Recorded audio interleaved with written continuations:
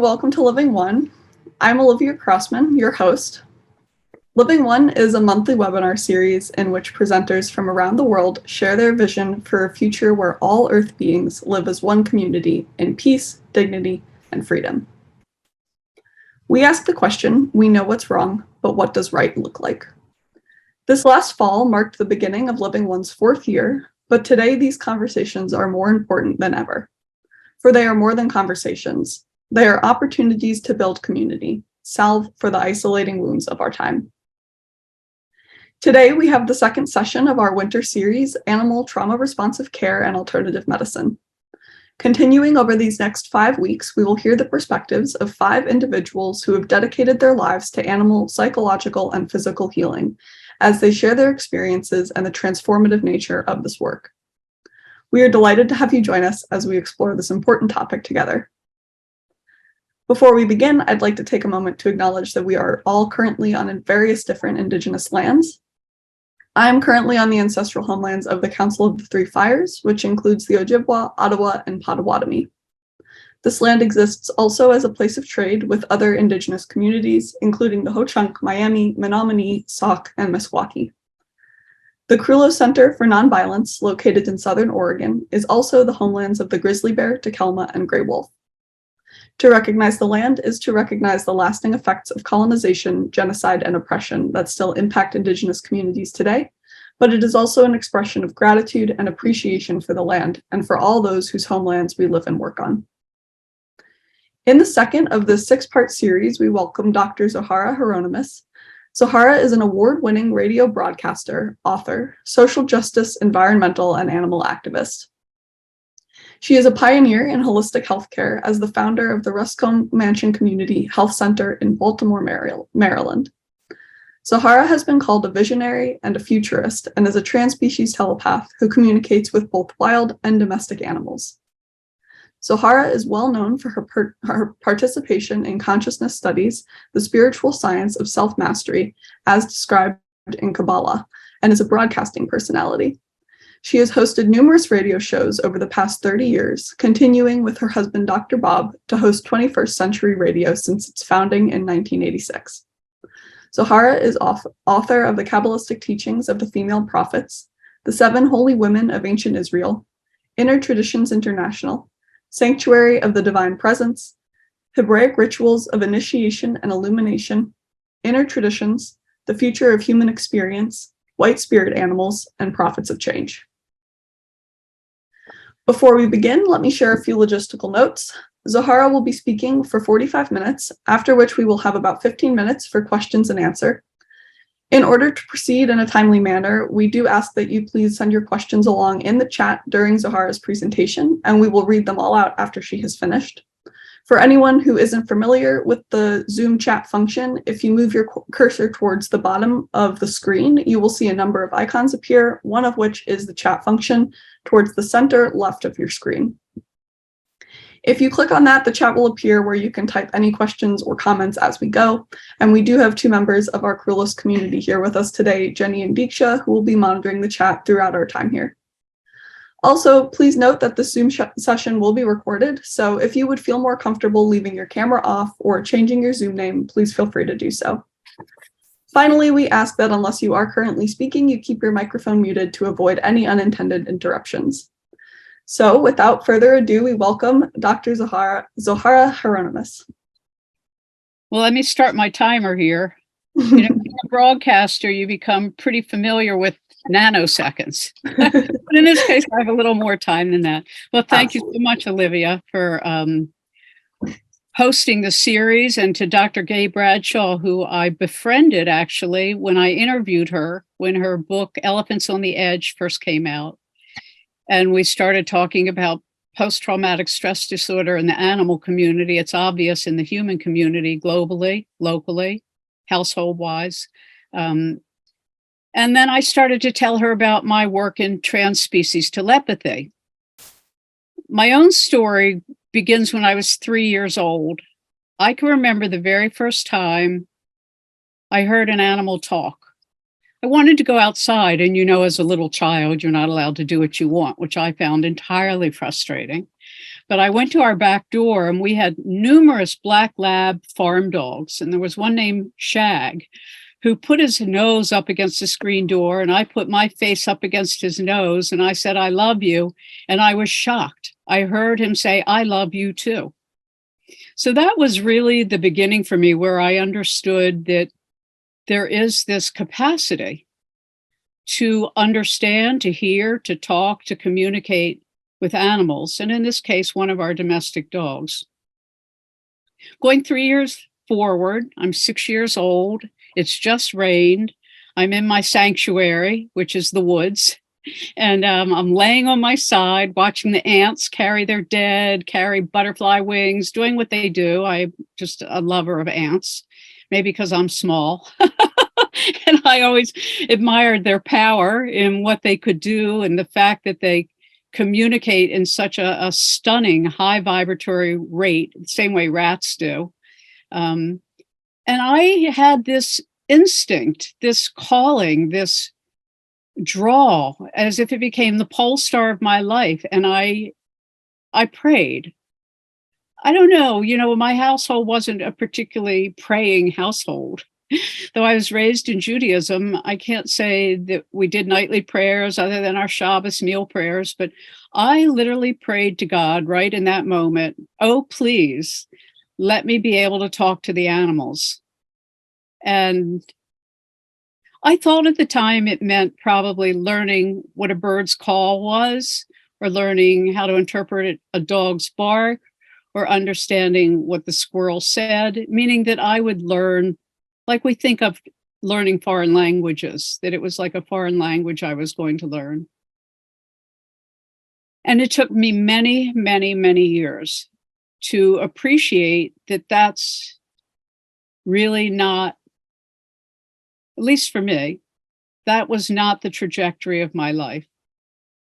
As I came into my very early teens, somehow or other, I discovered the ability to find lost animals. So families, households, others would start calling me. I'm pretty young. And I didn't even know that there was a field of telepathy. I didn't know that this was a thing. People do, other than my love of Native traditions worldwide, and particularly of the Cherokee of the East Coast. I knew that they had this capacity. And as I grew up and studied, understood it's very much a part of the shamanistic tradition and very much a part of all indigenous traditions. And that it's something all of us can do, that it's really a keystone of intuition. But in this case, after all those years of thinking I'd learn how to interpret individual bird songs or dog calls or wolf howls or fox chants or whatever, I discovered that no, it was really mind to mind. And that's where we come in with telepathy. Telepathy, tele is from a distance, and pathy is like empathy. So it's telling us that in telepathy, whether it's with your child, which almost all mothers experience in all kingdoms, or it's, as I became interested in, really helping the animal kingdom, it means coming into empathy with something at a distance. People have always asked me, well, do I do my work in person? And I don't. I would say 98% of the work I do is at a distance. I have found that trying to read animals in their presence, there are telepaths and animal communicators who do this just beautifully. I don't happen to be one of them. I find that the distance between us gives me a certain quiet and a separation from the noise of the owners and their emotional feelings, and even the animals' emotional shifts when you're communicating with them in their presence. So all of the work I do and have done over the decades has been at a distance, other than when somebody's brought me injured animals, like injured birds, and they want to see if I can heal them or take care of an animal while it dies. For a while, I felt like I was the funerary, guide over wild animals, that people would say, hey, can I bring this crow that's been hit and it's dying? I can't bear to watch it die. And they'd bring it to me. And I'd say, sure, love to. There is something very special, as you all know, with your compassion for the animal community in general and nature as well, because it's all one world. In being with a being that's passing over, human, dog, bird, frog, mouse. I've had experiences where animals have jumped right out in front of me and then gasped their last breath.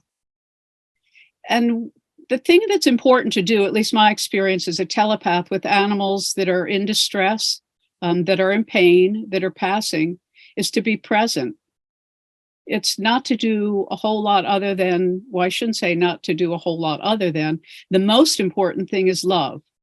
So I want to talk about telepathy and the method that I use and the method that I share that anybody can practice.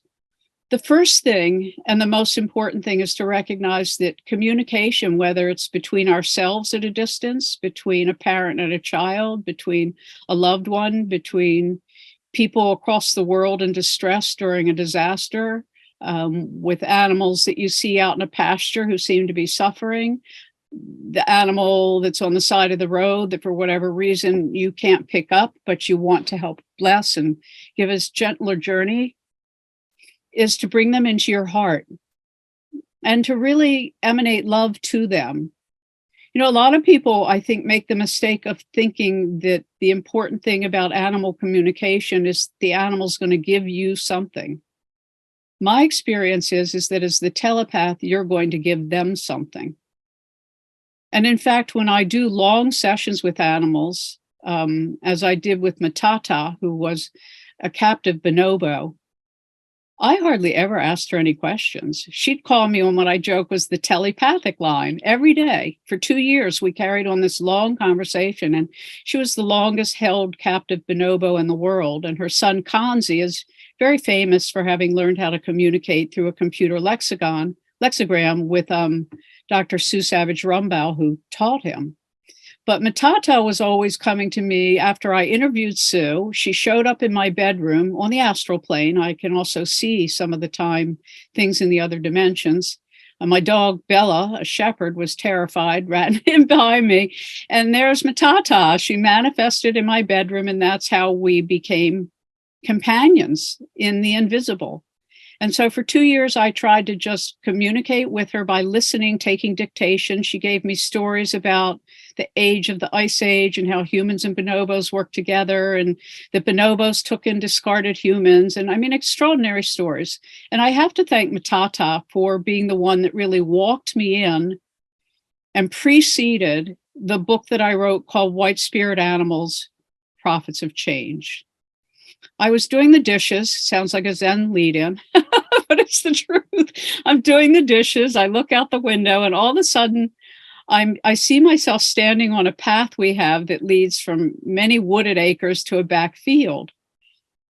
And I'm surrounded by all these white animals, a white fox, a white buffalo, a white horse, a white snake, a white whale, a white elephant, et cetera, et cetera. There were about 100 animals all around me.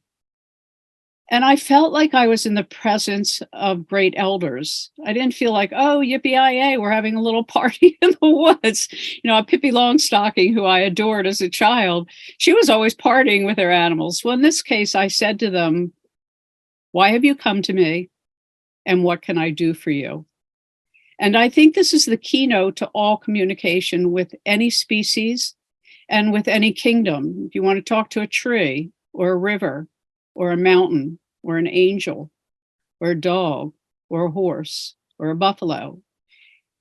And these can be at a distance.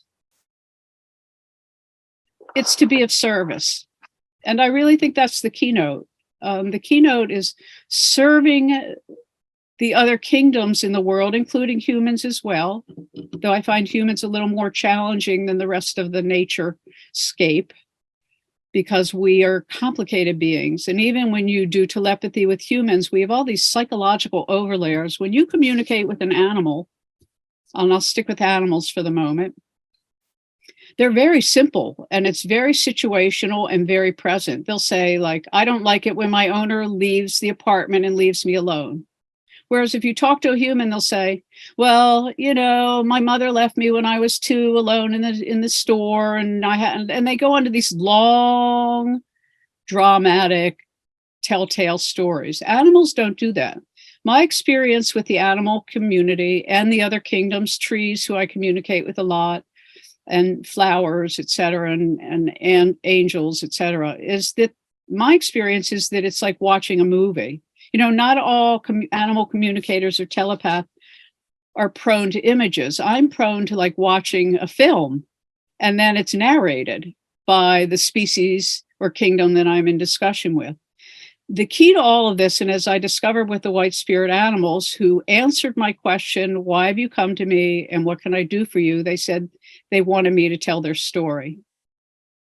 And at first I wasn't sure, how was I going to do this? How could I tell the story of 100 some different species? Over about 2 days following, I just really meditated on how will I do this? And I settled on, or let us say, they sorted it out for me and asked me to represent 5 animals: the buffalo, the elephant, the wolf, the bear, and the lion.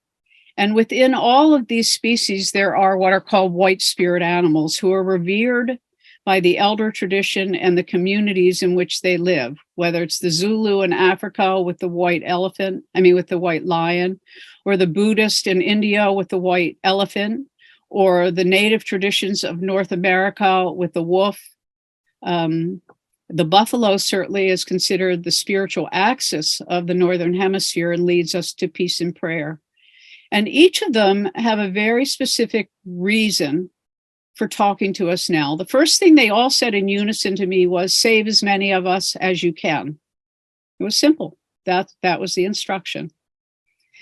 Then I decided that rather than doing waking telepathy, which I can do at a distance, and let me tell you one other story that's interesting before I explain how I did the process of communicating with the white spirit animals and telling their story, as I do in the book, White Spirit Animals, Prophets of Change. After I met Matata, I was pretty secure in knowing I could do this kind of work. I'd always worked with domestic animals, but not a lot with animals at a distance who were wild, who I had never met and never really spent time around. But during 2011, I guess it was, if that's the right date, I said to my husband, I'm really going to dedicate this decade to animal communication. And I sort of opened up my telepathic antenna, and I started hearing all of these animals screeching and crying at a pitch that was so disturbing and so heart-rending that I said to him, I don't think I can do this work if this is what it's going to be like. Like somehow or other, I had tapped into the broadcast signal for the animals of the world. And they were really in distress. You know how bad it is when you hear a dog scream in pain or anything call in pain. Well, that's what it was like, only it was all these various species. About 2 weeks after this went on, it just stopped. It went dead silent, like the channel turned off. That day was when the horrendous tsunami in Japan hit the Fukushima nuclear reactors and the tidal waves, et cetera, that followed. And what I learned from that experience is that there are many empaths, like probably all of you are who are listening and tuned in, because you have an interest and an open heart and a loving disposition and concern for our planet. There are always messages coming in. And for somebody that's empathic, one of the challenges is how do you turn it off? I'm challenged by that. So I rarely go out in public. I can barely make it through a grocery store without feeling completely wiped out. I don't go to things that are crowds. I can't listen to anything that's loud music. I am a sensitive, and many of you are too. And sometimes we don't live in a culture or families that understand these sensitivities. But the advantage is that know that some of the distress you feel, some of the despair that comes up, some of the feeling of overwhelmed is not just you. You're a broadcast receptor. In Kabbalah, we're taught we're either emanating or receiving. And in truth, we're always doing a little bit of both. And peace, as the Carullo Center stresses, and all of you look for, and all of us hope for the planet, is considered in Judaism the greatest gift that God created. And in fact, that's the story of Israel. God went looking around the planet for a community to give peace to, and he decided on Israel. And this doesn't just mean the Hebrews. Israel means the straight path to God.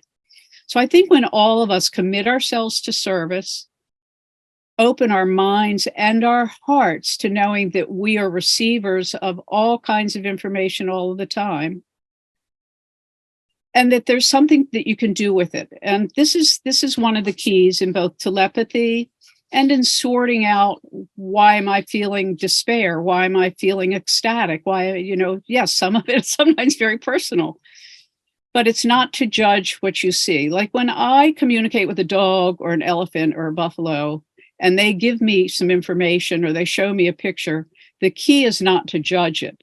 And that's also true in remote viewing that Ingo Swann helped the military create through the Stanford Research Institute in the 60s. The remote viewer sees, by given coordinates, the longitude and latitude of a location in which something exists, and then they draw what they see. It's that simple. Or they write the words they heard. But the trick for all of us is not to judge, because then we shift into the left hemisphere of our brain, which likes to name, which likes to categorize, which likes to separate, which likes to divide. And we have a culture that's very left hemisphere oriented, which is why polarization has taken hold so deeply, both in our culture and in our bodies at this time period on the planet. So to stay in your right hemisphere is to be open-minded, to be intuitive, to be gentle with yourself, with others, to be loving, to be of service, to know that every little thing each one of us does is making a profound difference. Here's an example. A tree once said to me, I'm suffering. And I say, it was an oak tree, a very large, beautiful white oak. And I said, well, what can I do for you? And they said, well, we want to hear the birds sing. So I put a bird feeder at the base of the tree. And there's a beautiful work by the late Dan Carlson called Sonic Bloom, where he discovered, after his tour in Vietnam and witnessing the suffering of the people, which he didn't want to ever see that kind of starvation again, that bird song opens the stomata of plants so that the sugar uptake is bigger and the plants are better and they grow better. And so birds have a big function. So feed the birds, take care of the birds in your backyard and in the neighborhood. They're really important to our planet and to the growth of the forest and to the fields and to our gardens. But I want to go back to the white spirit animals. I know I'm moving all over the place, but I hope you're following, and I hope that each of these pieces, snippets of things I've thought of or have experienced, are of value to you. This is not a scripted presentation, though I'm used to doing that too. I've written for journals and newspapers and done television and radio broadcasts for almost 40 years now. And I was a full-time broadcaster for a decade every day of the week. So I went in with a script every day, an interview script for every person I ever interviewed. I didn't stay on it. It's kind of like our lives. You have a general roadmap, but then you go off on your own little excursions, which I use spirit in my life. Spirit has guided me to do everything. In the same way, when I had this first encounter with the white spirit animals, and then it got narrowed down to these 5 apex guardians, without whom those ecosystems will collapse: the lion, the buffalo, the wolf, who am I forgetting? The elephant, and I'm forgetting one at the moment. You can fill in the flat. That happens sometimes. You forget the most basic. Okay, it's the lion, the bear. Oh my God, my beloved bear friends. The bear was my best friend as a childhood sweetheart. Stuffed animal named Bear. But these white spirit animals made it clear that rather than doing waking telepathy, which is what I've done my whole life, I should try something that each of you can do. I don't necessarily advise it. It's a very exhausting process, and it challenged my health a great deal. And it took me a number of years afterwards to recover. But for 4 years, it took me 4 years to write this book. Each night before I went to sleep, I would pick a singular animal and I would picture them. And I didn't do any reading in the science data. I didn't read anything linear about them. I really tried to make this a shamanic right hemisphere journey without the literal interpretation and the way we analyze and dissect and judge and classify and name and call. So I decided to try the shamanic practice of dream telepathy. And every night before I go to sleep, I'd pick one animal, and I only worked on one animal chapter at a time so that I could really stay concentrated on the messes of each animal. And I would dream about them. Here's an example. Okay. So when I was doing elephant, which was not the first animal I did bear first because I felt I was so close to bear and knew bear so well. Elephant, I started having dreams of these snakes. And I'm thinking, well, okay, a snake, I can see that maybe the elephant's trunk. And what I would do is dream, write down what I got, and then only days later would I go and use the magic Google ball and find out what it might be related to. So it turns out that the white elephant is revered in the Buddhist tradition, believing that Buddha was a white elephant before he manifested as a human.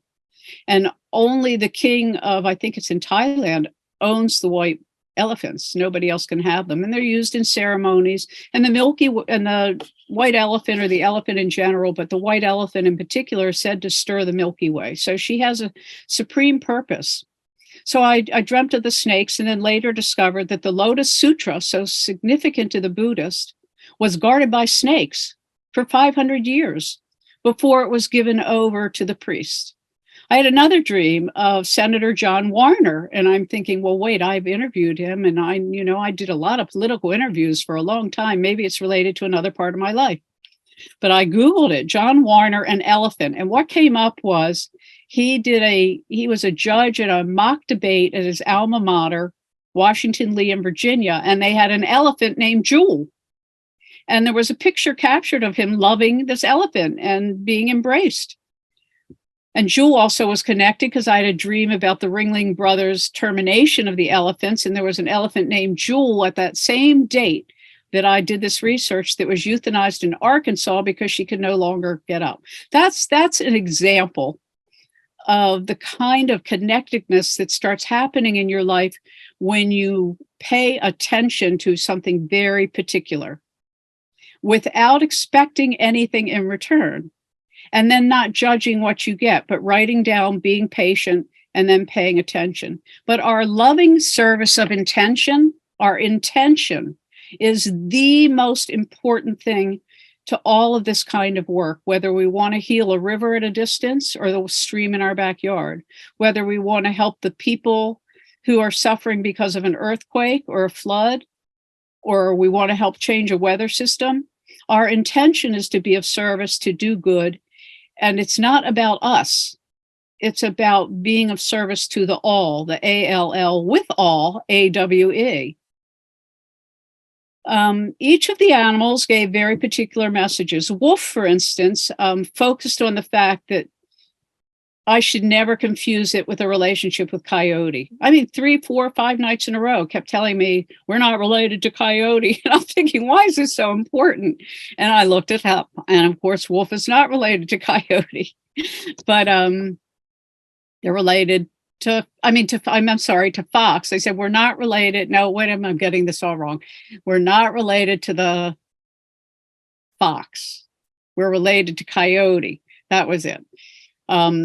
And I looked it up, and of course, fox is not in the same species genre.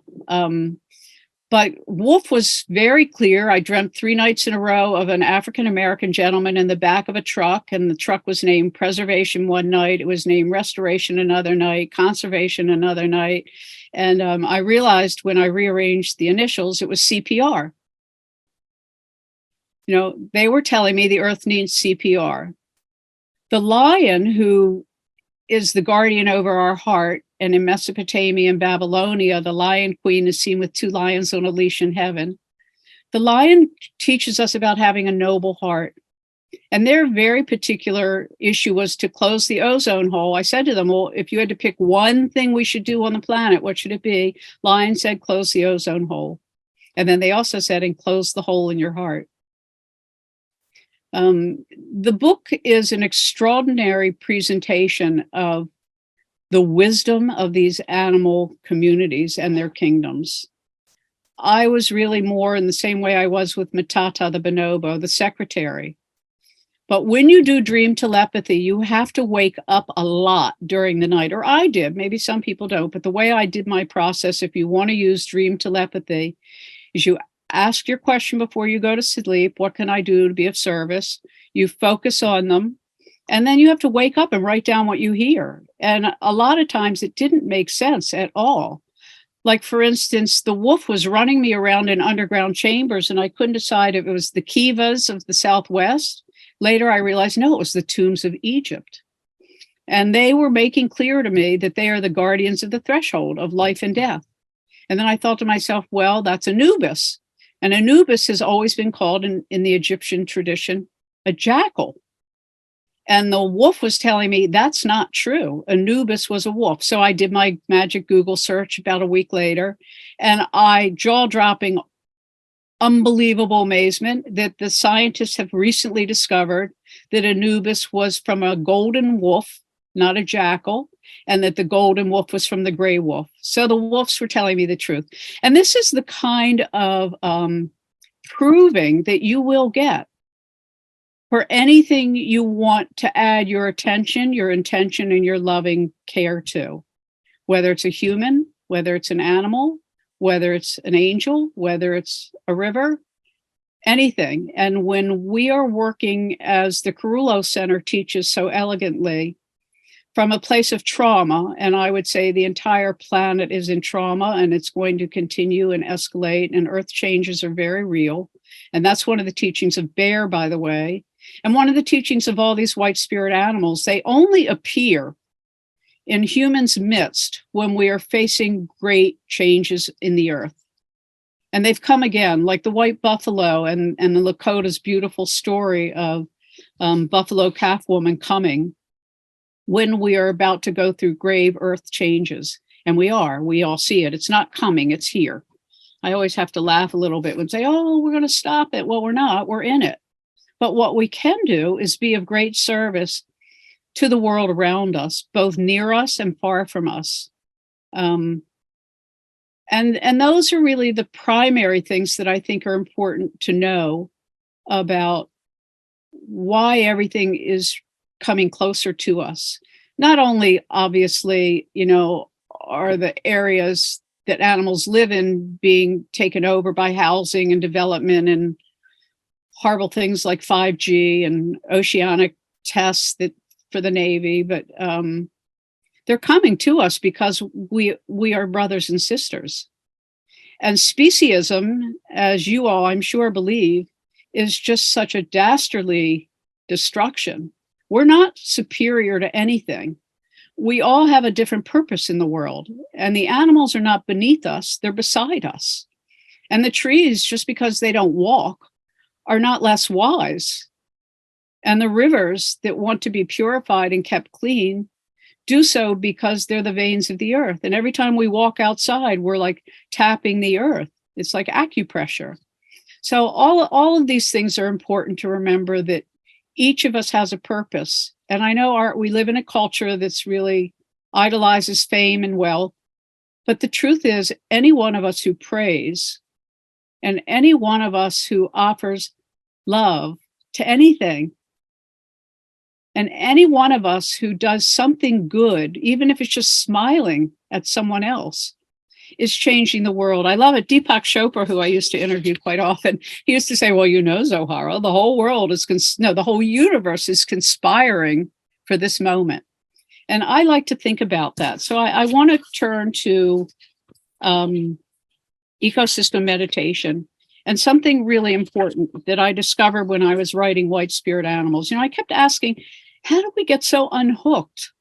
How do we get so torn away from understanding that everything is connected and that anything we put our attention to changes it? I mean, we know that from the observer effect in science. Anything we look at is changed by our attention.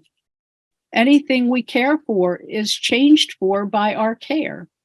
And it can be as small as writing down on a piece of paper before you go to sleep, I love planet Earth.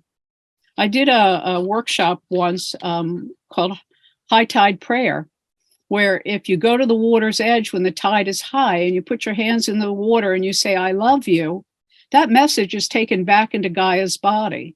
You can do that with a glass of water. You can do it with your bathtub. You can do it with anything, because water, like we know from homeopathy, holds any signature that's put in it. But I asked during this long 4-year journey with the white spirit animals, and I hope you'll take time to read the book, because it's both elder wisdom, off-planet wisdom. All these tribes look to Sirius and the Pleiades and Alcyon and the Galactic Center as where our elders come from. And so UFOs are not new. There have always been off-planet beings guiding us. And God willing, they'll continue to and come in throes to help us during these very challenging coming decades. But in 1861, the Naval Observatory of the British Empire decided that they wanted to create a singular meridian distinguisher for determining longitudes on Earth. Up until then, every nation, every port had their own way of determining time at sea.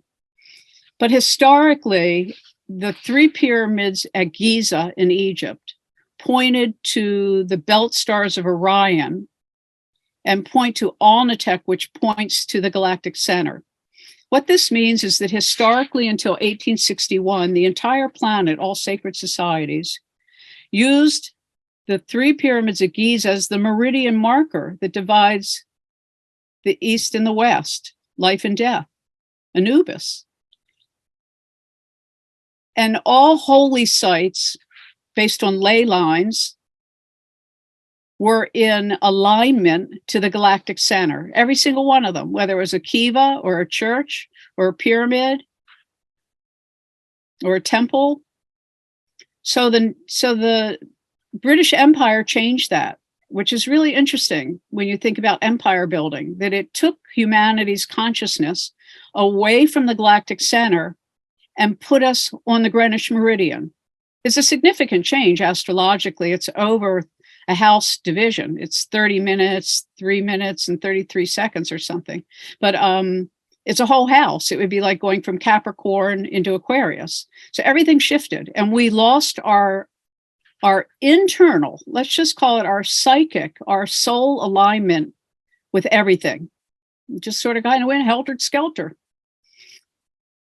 And then, of course, there's Schumann resonance, the resonance of the Earth, which changes based on solar flares and sunspots, but it's basically 7.6 hertz. And all of the geomagnetic and the electric and the kinds of things we're doing with 5G, et cetera, is really shifting that and affecting everybody's bioelectric body. So it's important not to surround yourself with technology all the time. I'm a virtual neo-Luddite. I think people used to accuse me of that. I do know how to use my computer, though. So anyway, so the first thing that happened in terms of our unhinging was being taken off of the galactic center and moved to the British Empire, Greenwich Meridian. Earlier, what had happened, and this is really significant in terms of all of our biorhythms, but which most native traditions know and have continued to have lunar-based calendars, is Pope Gregory, 1582, Pope Gregory the 13th, took us off the lunar calendar and moved us to a solar calendar. That's very masculine. It's very patriarchal. It's up, down. The lunar, the tide, is in and out, in and out. It's our breath. It's what happens on the planet every day, every second, all the time. So not only did we lose our orientation to the galactic center, we lost our orientation to the moon. And that's one of the things that Elephant kept stressing of our returning to a matrilineal society. And that doesn't mean a powerful matriarchy telling men what to do, though that may be some of it. I mean, and in many tribes still, it's the grandmother who is the determiner of all things within the family. But it's about our intuition and our compassion and our having a society that is focused on the nurturing of the mother and child, which clearly we don't have. The kind of abuse that goes on this planet to women and children we all know about. So these are all really important things to me. And I want to shift now, while we still have a little bit of time, to ecosystem meditation. I have been a very committed intellectual. I have studied, I have read probably close to 10,000 books in my lifetime. And as a broadcaster, I read 3 books a week on all different topics, from foreign affairs to the economy, to angels, to laying on of hands, to holistic medicine. I founded the oldest holistic healing center in the country that still exists, the Ruskin Mansion. And that was out of my desire to create a center so people would be able to find acupuncture, homeopathy, nutrition, chiropractic easily, without having, as I did when I was really sick with Crohn's disease, all over the East Coast, visiting this person and that person. And it's expensive. It's difficult. Not everybody has the aptitude for it or the wealth to do it. But I decided that I wanted to heal. After the White Spirit Animal book, I was developing Graves' disease, which is hyperthyroid. And I can tell you, it's a really rough ride. Makes your heart beat fast, your metabolism go quickly. I mean, it affects your entire endocrine gland system, your chakras. It affects everything. I had trouble sleeping. It was awful. I mean, it was really. I'm better now, thank God. And part of that came from walking. I started walking every day in the woods, and this is a very funny truth. My first couple months of walking in the woods, I would be writing political commentary in my head, because that man named DT, whose name I don't even like to mention, was president. And in the old days of my life, I did morning AM and PM drive commentary. And it was shared regionally and sometimes nationally. So I was used to writing these 250-word commentary on a different topic every day. It took me 2 and 3 hours a night to write a 2-minute live read commentary. But anyway, it took me quite a while to get my brain to stop doing that. Finally, it stopped. Oh, thank you, Lord. I stopped doing political commentary. I stopped watching the news. I don't read much news. I don't listen to radio. I don't take all of that in. It's just way too much for me. I cry when I watch a commercial. Good Lord, how am I going to watch the news? And I also have this habit, because our local news I call a murder blotter. I would see who killed somebody and where they were. I once thought about becoming a police psychic because I was good at it, but I realized I can't do that because you come in rapport with the people who have done the deeds, the dastardly deeds. You come into rapport with the soul that is elevated. Anyway, so after I'd been walking for about a year or so, I came back one day I go for about an hour walk, sometimes less, and it's very quiet. We own about 40 acres, so I'm very privileged in that way. It was land I bought to keep from development. They were going to tear down 50% of the trees and just destroy this contiguous forest in our Baltimore County area, where the deer and the fox and the raccoons, et cetera, all live. And I said to myself, well, what does my inner ecosystem look like? I'm familiar, as most people are, with yoga and chakra meditation in the Hindu tradition and Ayurvedic medicine and this and that, but I have never felt aligned with the Ayurvedic tradition this lifetime. Certainly, I've been Hindi in other lifetimes. And so I wanted to find something that I, as a Westerner, I, as myself, Zohara, could relate to. And I sat down with a crayon, and immediately I drew a picture. And this is the way it comes out for me. And I do this every morning when I wake up. I go up the chakras and down the chakras. But I do it focused on a different ecosystem in each place. So interestingly enough, I told you about how we went out of alignment with the galactic center. So my crown chakra is the galactic center. When I close my eyes and begin my meditation, I orient myself to the galactic center. That's how I start. I orient myself to the center of our universe, because then I'm in alignment with what is real, not what's imposed politically or economically or whatever. Then I went to my third eye and I found the solar sun, the solar sun. So I go from the galactic center at the crown chakra to the solar sun in my third eye. And I let that radiate through my whole body, down to my toes, throughout every cell, et cetera. When you have Graves' disease and you have hyperthyroid, I started getting heart arrhythmias. And I had to practice ways to calm myself down, which fortunately I'm not experiencing anymore, or very infrequently. And so I practiced doing a lot of breathing, the there's all kinds of things. We don't have time to go through it now, but there's all different ways to do breathing practices.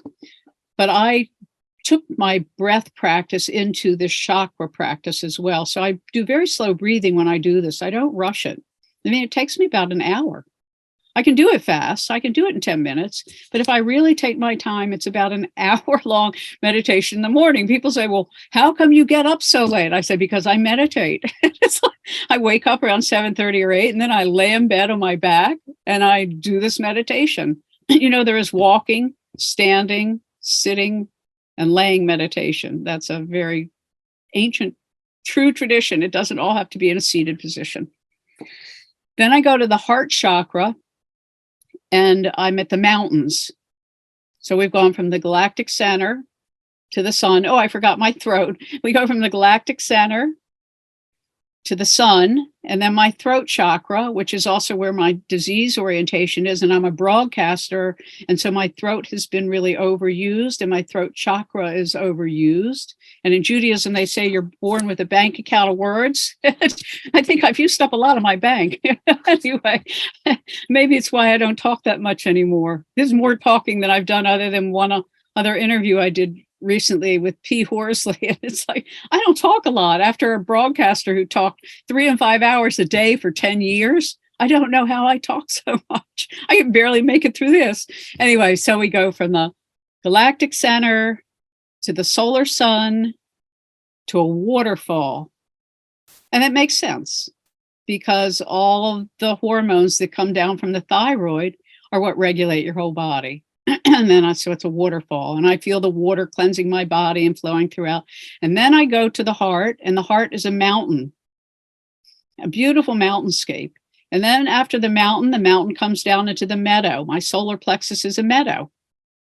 And then after the meadow and the generative organs, I go to a river, which makes sense. It's where everything flows from. And then finally, the base chakra is a cave. Now, this is my inner ecosystem. Everybody's inner ecosystem will be different, and you can change it around at your leisure. I also have the white spirit animals meet me in these places. So when I'm in the cave, I talk with Bear. When I was hospitalized, an emergency hospitalization for my heart, and they asked me if I wanted to be resuscitated, and I'm thinking, what, are you kidding? I was 63 at the time. I go, of course I want to be resuscitated. Who came to heal me in the hospital? The bears. The bears, oh my God, I could cry. I'm so touched by it. They took me into a cave, and there were all these crystals, and they healed me. I'm sorry for I'm so touched by their power. They taught the native traditions how to do smudge and how to heal, how to pick the healing plants. They still teach us this.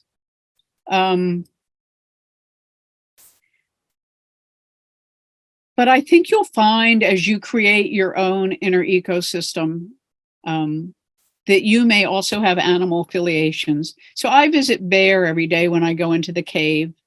And then when I go into the river, I watch the elephants, nurture themselves by the water, and I have conversation with them. I mean, these animals have become very dear to me.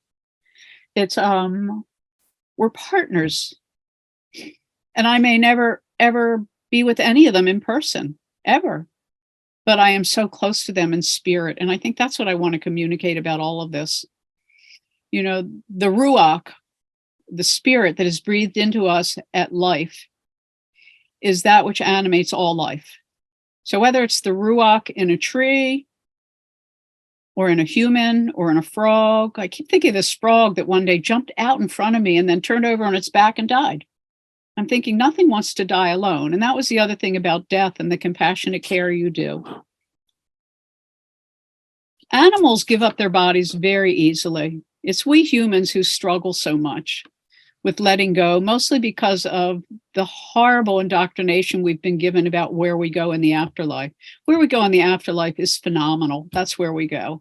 Yes, we have a life review, and yes, we experience the things we've done wrong, and we learn from it in the but it's glorious. I talk to people on the other side, my teachers who have all passed over, all but one, are all on the other side. And when I'm really desperate, I call on Terry Ross, who taught me how to dowse, one of the world's greatest dowsers. He'd take a map of a place from anywhere in the world and help companies and localities find water or gold or whatever from a distance with his little pendulum. And he, of course, didn't even need a pendulum. And then he was dowsing the genetic map, which he taught me. I don't do it anymore, but I was starting to. But spirit is what brings us all together, all of us today. And all of you with everybody you will ever think of, anybody you've ever known, everybody you're going to meet, anyone you hear on radio, anybody you see on television. Spirit is the key. So anyway, so elephant, I meet at the river. Then when I go to the meadow, the solar plexus, that's where all my deceased dogs and my cats and the wolf and sometimes even the buffalo, everybody comes together. I love the meadow. So I hang out in my solar plexus sometimes longer than other places because it's one big happy gathering of every animal I've ever known and any animal that's known me. And then when I move up to my heart and I'm in the mountain, I meet the lion. You know, naturally lions go high, they go low, and sometimes the bear and sometimes the buffalo. You know, buffalo are really significant. And thank God President Obama made the buffalo our land mammal, who is in tandem with our eagle in flight. And the buffalo really guides us to peace and prayer. I mean, I'm not real happy about all this buffalo meeting. They're kind of turning buffalo into a produce again, only not in the respectful way that the native peoples did, where every part of the buffalo was used and the buffalo was thanked and the buffalo was their guide and the buffalo taught them and the buffalo is in charge of prophecy for the native tradition in terms of white buffalo calf woman. But the buffalo restores the soil, just like the elephants, and they open up watering holes for all the other creatures. And we don't have time to go into what all these animals do for each ecosystem, but it's important to recognize that every animal has a purpose, as you all know. And our job is to regard them as holy and to do our best to support them with our love and our tenderness and our hands and our hearts. Anytime we put our third eye projected out to our hands with our heart and we create this trinity, we can do anything. We can heal at a distance. We can touch a river at a distance. We can help earthquake victims be found. We can help dogs who are lost find their home. We can oversee animals in trauma by just putting our hand on them and being present. You don't have to do anything other than the biggest thing, which is to share your love and your presence. You know, the energy in our body is bringing it down through spirit, and spirit comes through our body and then into our hands and from our heart and our intention. Who have I left out here? Buffalo, wolf. There's so many beautiful creatures. But in any event, you get the gist. And I want to close with one thing, which I like to close with because it's with my friends, the buffalo. And P, I know you're listening in. I closed my interview with her with this, and I've done this now for a number of years on any show I've been interviewed on. This is in my book, White Spirit Animals, Prophets of Change. And it's on page 264, and it's, as I titled the chapter, Buffalo Rising, Earth Guardians. And this is how I close the chapter and the story of the 5 spirit animals before I go into giants, white dragons, and extraterrestrials. I guess that could be another topic one day. So this is what I wrote, and this is what happened to me. I was standing beside a single buffalo, as though standing with an elder friend. We were on a mountaintop plateau overlooking an entire cosmopolitan city where their range used to be. The message was simple and clear. Quote, when any one of us, human, animal, plant, or mineral, fulfills our purpose on earth, we experience the greatest love there is. Buffalo also told me that my favorite tree was also their own, the weeping willow, a sacred, lovely, whispering spirit tree that brings sweetness, shade, aroma, and water wherever she stands, a growing sentinel of the gentle and caressing spirit that dances within all, the tree of life, which the buffalo guard. Let us encourage the free-ranging movement of these brothers and sisters of ours, the free-ranging buffalo. And I think we'll close on that. But I want to thank you all for giving me the opportunity to share some of the things I've discovered. I still have a lot of questions about this kind of work, but I do know in closing that telepathy and empathy are connected through love of service, listening to what we hear, not judging it, and most important, following through with what we're asked to do. You know, when the tree told me that it wanted more birds, I followed through. So it's very important to follow through because these are sacred messengers, and the messages are for you. And each of us are a different kind of receiver and a different kind of emanator. And that's why it's so important that the work that the Carullo Center is doing to really help the world and humanity understand that we are gods. We are designed like the creator. We are creators. And anyway, love to everybody and blessings and peace to everyone. Thank you so much. Oh my goodness, this has been incredible, and your wisdom and insight is just invaluable. Thank you so much for sharing all of this with us. You're welcome. We do have a few questions coming in through the chat, so I can read those out. The first one that we received is from Eileen. She says, I am a certified end-of-life doula and will complete my certification as a companion animal end-of-life doula in the next few months. In your experience, how can I be of the greatest service to companion animals in their last weeks, days, and hours? Love, to be really present to their spirit. They're not in their bodies most of the time. I mean, yes, they can be in pain, but they don't experience pain. My experience of animals, they don't experience pain the way we do. They don't cling to it. Humans, we kind of contract around it. I think animals expand around it. They're already moving on. Like people who are close to death, they're already mostly on the other side, but their breath is still in their body. I think the most important is to, if you're in their presence, to put your hands on them, to let them know that they're not alone, and to thank them for their service. We forget sometimes how much animals want to be thanked for being here. They also decided to incarnate. So I think those are the three things: is love, your presence, your hand on the animal, to just share that love, and to let them know that you're with them as they cross over, that they're not alone. That's beautiful. That's beautiful. Our second question is from Pam. She says, Zohara, thank you so much for the depth and breadth of your sharing with us. My question is, over all the time you have been communicating, scribing with more than human beings and asking what they would want from humans, is there an overarching request that they have of humans as a whole at this time? My own question in interspecies communication has often been opening to hearing what they would like from humans overall.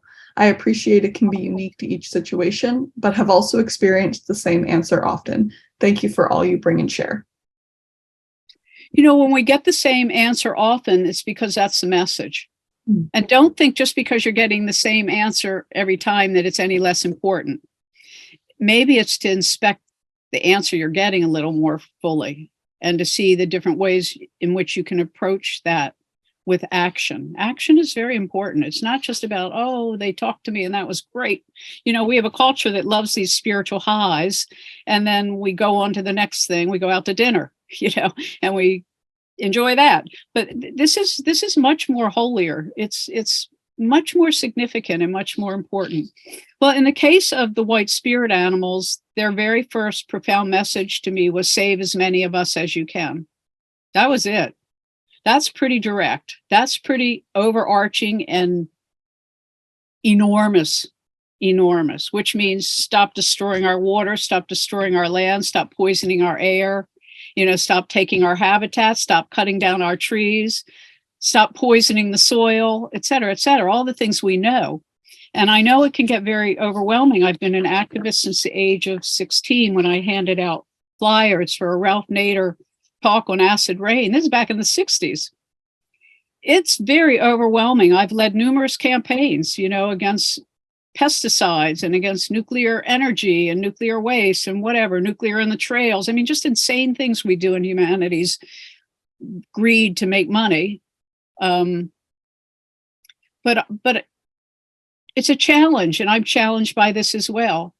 How to find little things I can do that I know are making a difference. I'm going to be 70, and I was a frontline activist most of my life. So I'm one of those, oh, go do it, get out there on the front line, be a rabble raiser. And I did. I've done that for decades, but I don't have that same kind of energy or disposition anymore. So I'm learning, like so many of us who are moving into eldership, of being. As Richard Rohr, one of my favorite brothers, says, the first half of our life, or maybe a little more, is about doing, and the second half of our life is about being. So I'm learning how to really treasure being and being present, no matter what it is. I've always been in such a hurry to get out there in the world and make a difference that I could just throw the dishes in the dishwasher, but now I'm putting the dishes in the dishwasher. I think you know what I'm saying. So when I walk, as Thich Nhat Hanh teaches, every step is a holy step. So I walk slowly. I've always been a very, very, very fast walker. It's almost like a run for some people. And now I'm being in the walk. So I think being present is the most challenging for us Westerners, but also probably one of the most important things we can each do. So it means wherever we go, we are of service to everything around us. So if we go out into the community, our presence is a healing presence. Absolutely. Absolutely. That's beautiful. Does anyone else have any questions that they'd like to ask at this time before we close?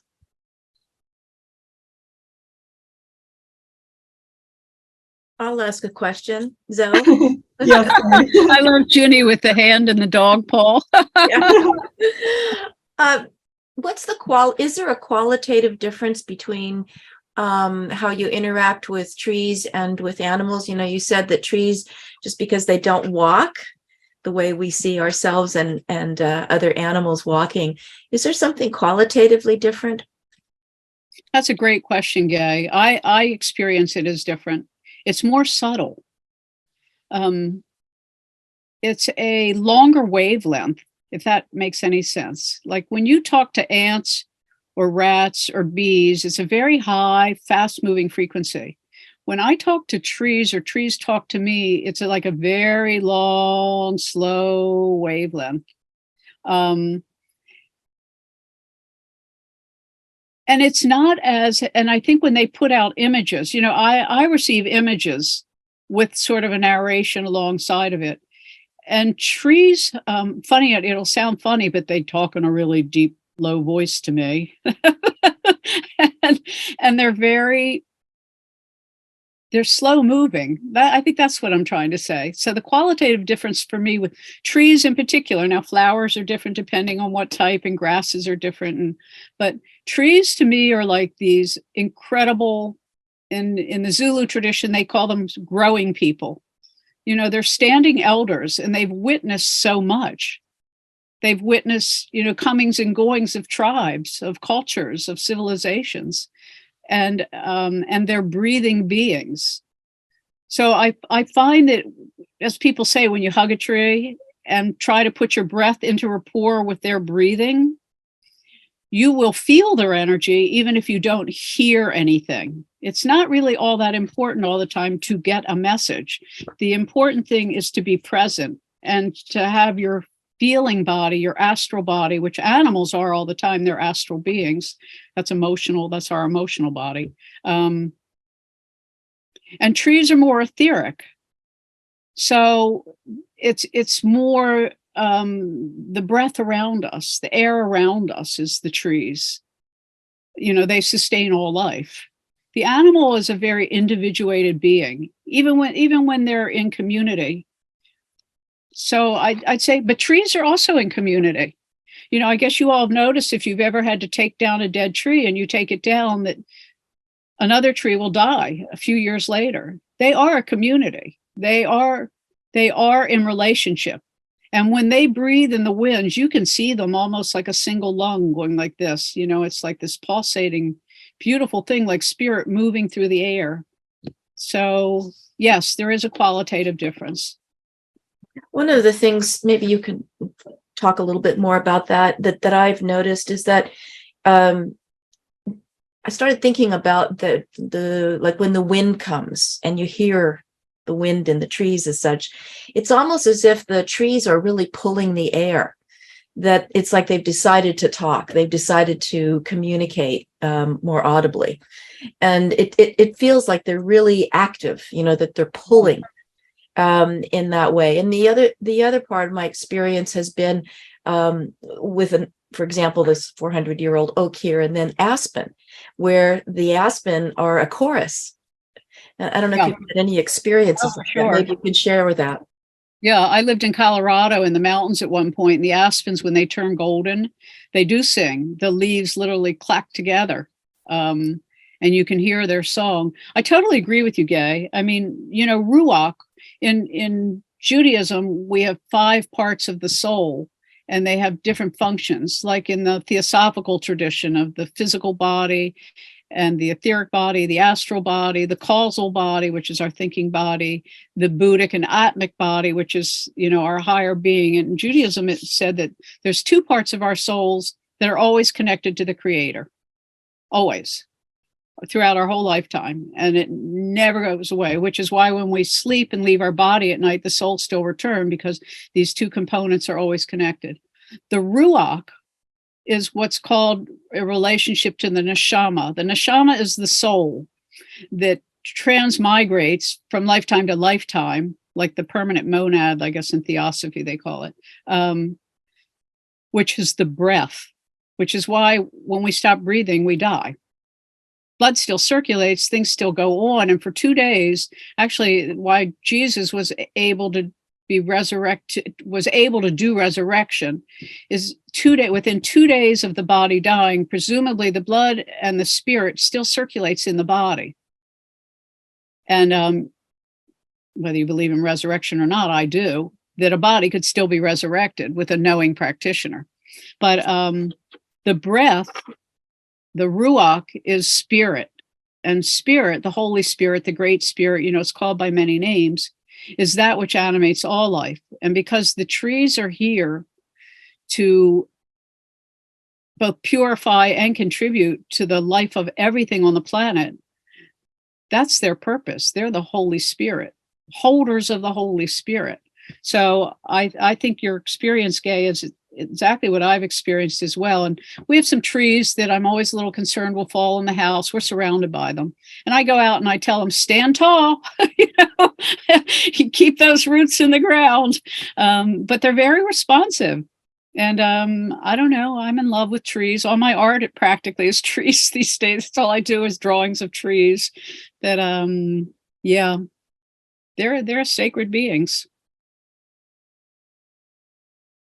That's wonderful. That's wonderful. It's beautiful to think about. The image that comes to mind when you talk about the aspens singing. It's just so beautiful, peaceful. We do have a couple of more questions now in the chat. P mentioned that she would love to hear about your experiences with dragons. With what? Dragons. Oh, well, when I was doing the book, Matata, the bonobo, started telling me stories about the land of the white dragons, that during the Ice Age, there were still white dragons. She was very focused on the last Ice Age, as have I been in many of the things I wrote in The Future of Human Experience, looking at the last time, major earth changes from meteorites and comets hit the planet. And then we had a freezing over and then slowly a melting. But Matata said, oh yeah, there were white lions white dragons in the caves. And so I include some of the folklore about white dragons, and that they do exist. It's so funny to me when people say, oh, well, that's an imaginary thing. The imagination has created everything in physical form that we've ever done, whether it's a bowl or a car or some great new technology to clean the ocean. So image to impress. Image means to impress. When we bring down an image, let's say I start focusing on white dragon, and this is also another way, by the way, to bring something into rapport, is like I wear this some of the time. This is my wolf, but I also have one for buffalo and bear. If you wear or keep an image around you of something you want to come into rapport with, let's say it's the ocean and a picture of the ocean, that image connects you with it. We have denuded the role of the imagination, particularly for our children in this culture, which is tragic, because everything comes from the image. It's like creating a baker's mold for the dough to fill. So image is everything. So that's also true with this person who's going to be a doula for animals passing over. Image what you want them to feel. And any image you want to come into rapport with something, and keep that image in a visual form around you. Also, if you want to make contact with a deceased loved one, take a picture of them. Look at the picture before you go to sleep. Put the picture under your pillow. Tell them in advance you'd really like them to visit. Inevitably, it will happen. Inevitably, because the image, and this is why the ancients communicated through symbology rather than language, it's the whole story. It's everything is in that image. Mhm. So it's very important imagery. I can't remember where I began, but that's where I'm going to end on that one. So I wanted to just say, David Bohm, the quantum physicist, one of his main theses was that it was a dire mistake of science and the culture to make a distinction between the immaterial and the material, or thought and matter. Yeah. Because just like what you said, there's a car is a thought. Yeah, absolutely. It's interesting because I did probably 100 hours on quantum physics interviews because it really fascinated me, because it's where it's a cross with the mystic tradition and the scientific tradition. And there were two things. One was William Tiller, who was chairman of physical sciences and chairman emeritus at Stanford, said that he discovered something called the deltron particle, which is a little tiny particle. It's in the water molecule. And he was working on teleportation, sending images, making things move at a distance, making things happen. And he found that it's the deltron particle that was able to hold the image, just a specific thing. And then the other thing about the quantum physics and animal communication or telepathy or anything like that is, I think that what we're receiving, people always say, well, if the dog speaks Russian, how do you understand them?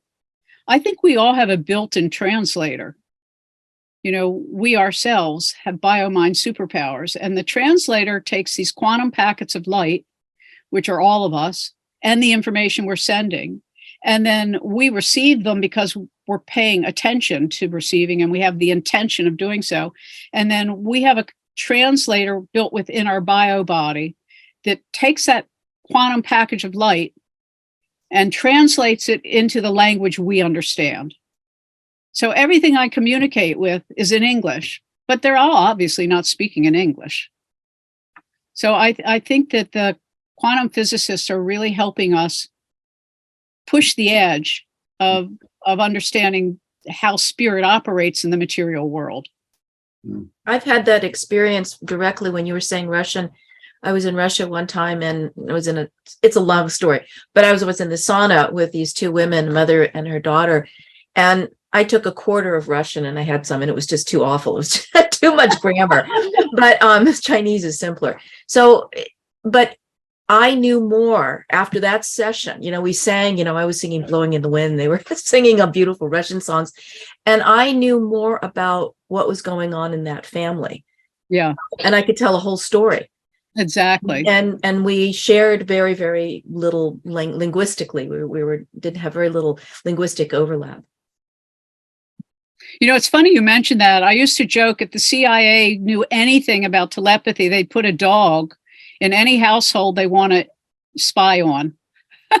Because when you talk to the animal, they'll start showing the movie of what's going on. I remember doing a reading for somebody's dog, and the dog showed me all these violent episodes of yelling, screaming, throwing things, hitting things. And so I said to the person, without revealing my hand, I said, does your dog watch violent TV shows? And then she proceeded to say to me, no, I'm having some issues in my household. But animals will tell you what's going on in their own environments, like the apex guardian species did for me about the environments they live in. But I just think that it's funny. A dog in every house instead of a cat in every house.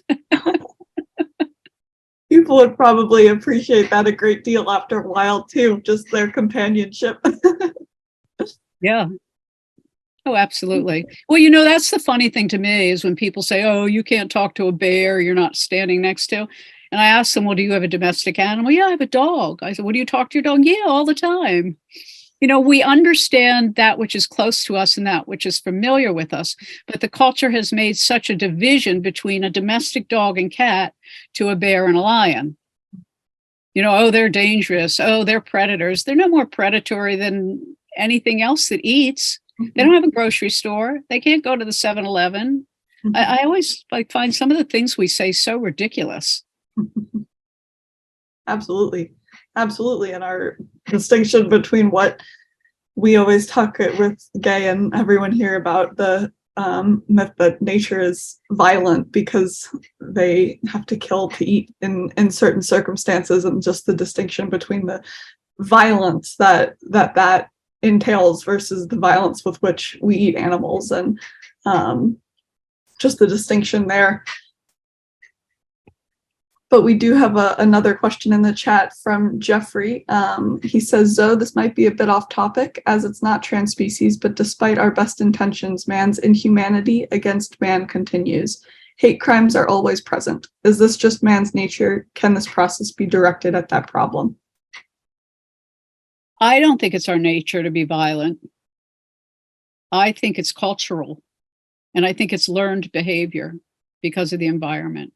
And I think that's one of the reasons Elephant felt like if we had a more matrilineal society focused on the welfare of the mother and the child, we would have a much more wholesome culture, because then we would be supporting life. I came up with a term years ago that I passed off to John Perkins, who wrote this wonderful book, Economic Hitman, where I talk about the life economy and the death economy. We currently live in a death economy.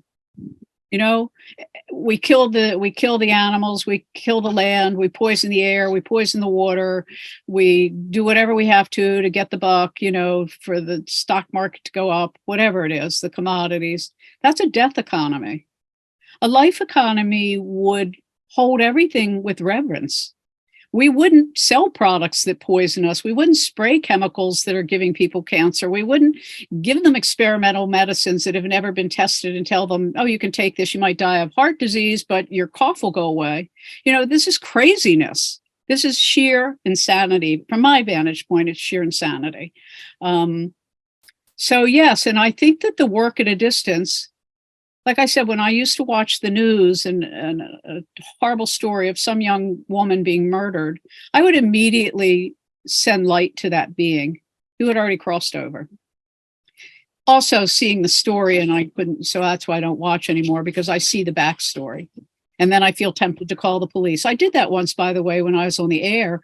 There was a kidnapping ring in St. Louis, and these children were missing. And so I used to get information through my dreams when I was a daily broadcaster on foreign affairs even. And I discovered that there was a kidnapping ring of children that involved a church in St. Louis. So I called the St. Louis Dispatch and I gave them all my information. Of course, they probably thought I was crazy, but I know it was true. So yes, in terms of helping humans, whenever there's a disaster, as many of us who can focus healing light on those who are suffering so traumatically, we can help elevate the elementals and the messengers, the angelic messengers. The angels love it when we do this because it helps them do their work, and they're really busy. So we can help the other kingdoms help humans arise, elevate from their situation or their thinking. I mean, they know, certain things have been proven. And, transcendental meditation, we know for a fact, when groups of people meditate over a period of time, the crime rate comes down in that area. That's a proving, that's not theory. So the same thing with all our thoughts and, the random number generators. When a whole group of humanity puts all of our attention at the same time on the same thing, it is changed by it. So we can help people who are violent or angry or political discord. We can change that with putting them in our heart and in our meditation and visualizing the outcome we want. Now, I have never found expecting an outcome to be helpful. In fact, the Klingbeils of the Spindrift Institute did research over a period of years about what kind of prayer is the most effective, and this is an answer to that question. And they said non-goal directed prayer. Like, for instance, if Aunt Martha broke her arm, or going, oh, please God, heal Aunt Martha's arm. That is not as effective as saying, dear Lord, or whatever, Great Spirit, please bring divine right order to Aunt Martha.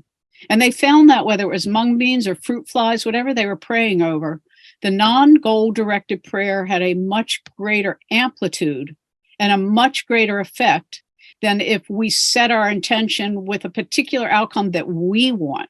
So even when we pray for animals, it's not like, oh, may you live, may you overcome your illness, though that's what we want. It might be better if we pray for divine right order, because then we're trusting the universe, who knows a lot more than any one of us, and spirit to do what needs to be done in that moment. And oftentimes it's not what we want. So I think that, yes, the answer is yes, we can make a difference. No, I don't think humans are born violent. But I think, over periods of lifetimes, you bring that violence back in your soul memory. And if you're abused as a child, of course, you're going to be traumatized. And that's why the work Carullos does and Gay's work in post-traumatic stress disorder with animals, as well as understanding it with humans, to undo the wiring, which is not really, I tried to undo mine with intellect and that didn't work. Walking was the most effective way for me to undo my own trauma, because it allows the nervous system to reset itself in a grounding way. So maybe if you're concerned about a particular area of violence, you can go for a little walk, hold the image in your heart of peace being made. Remember, peace is the greatest outcome of being humans. That I believe we can pray for peace, and we don't know what shape or form it's going to take. But adding our attention and intention to it gives it a greater waveform. It's about increasing the amplitude of the wave. That's the way I'd put that. Does that answer that question? Yes, absolutely. If Jeffrey, you do have anything else you want to add there, please feel free. But that was incredible and so inspiring and enlightening, as this whole conversation has been. And if anyone does have any final questions, please feel free to send them in now. But if not, we can wrap up. So thank you so much for being here. It's been amazing and so inspiring to hear your work and your story and all of your experiences. It's incredible. And thank you so much for sharing your time with us. Well, I thank you for giving me the opportunity to add some tools to your toolkit. Absolutely. Tools, they are so valuable, really life-changing. But next week, our speaker in the series will be a week from today, Friday, March 10th, still at 10 a.m. Pacific time.